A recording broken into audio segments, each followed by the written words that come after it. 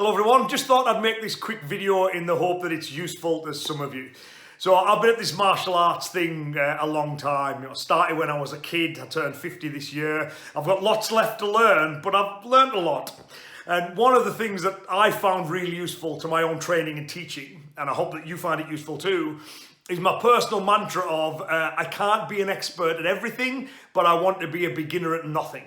That's how I view my own training, and that's how I view my training for my students as well.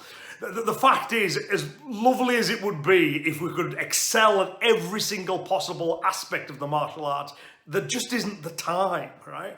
I'll point to at one point when I was training with some judo guys. These were full-time judo athletes. They lived and trained to get good at the throwing and groundwork skills associated with judo, right?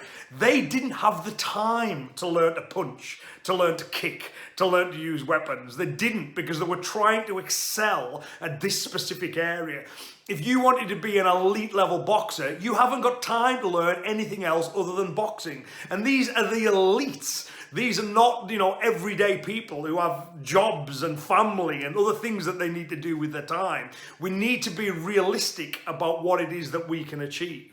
So my advice to you would be, find the area that you really enjoy, that's most congruent with your goals, right? And try and excel at that as best as you possibly can, as your lifestyle and schedule allows.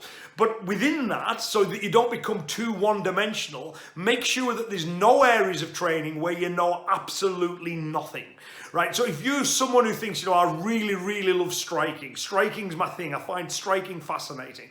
Great. Focus on that. Make that your main thing. But don't totally ignore grappling. Learn some basic gripping skills, some basic takedown skills, basic takedown defense, some basic holds and escapes, right? That won't mean that you'll be able to hold your own with a wrestler or a Brazilian Jiu-Jitsu player or a judoka, but it means that you're not a beginner. You're not a beginner at those things. And from a self-defense perspective, that's really, really important. As one of my teachers used to say, you can be a 10th dan on your feet and a white belt on your back, right? So what I try and do in my own practice and my own teaching is that mantra. If there's something I don't know, that I know nothing about, then I want to know something about it. Slightly bizarre example of this is I used to teach quite a few police officers. And a lot of our self-defense drills would end with, kind of escaping and running away. And they made the point that for their goals, that's not the aim most of the time, right? They don't run away. They have someone that they need to arrest. So I went, okay, well, you do the drills. You go through your handcuffing procedures or whatever it is you do at the end. So they would do that instead. Now for me, I realized I know nothing about handcuffing. I don't know anything about that. I know nothing. So I need to learn something. So I went on a few courses, I learned the basics of it, I understand the basics of handcuffing. By no means am I an expert in that, but I'm not a beginner in it either. I have some knowledge. And I would encourage all martial artists to do that. So decide what it is that you want to be really good at, right? And devote your time to that. But don't ignore everything else either, right? You can't be an expert at everything, but try to be a beginner at nothing.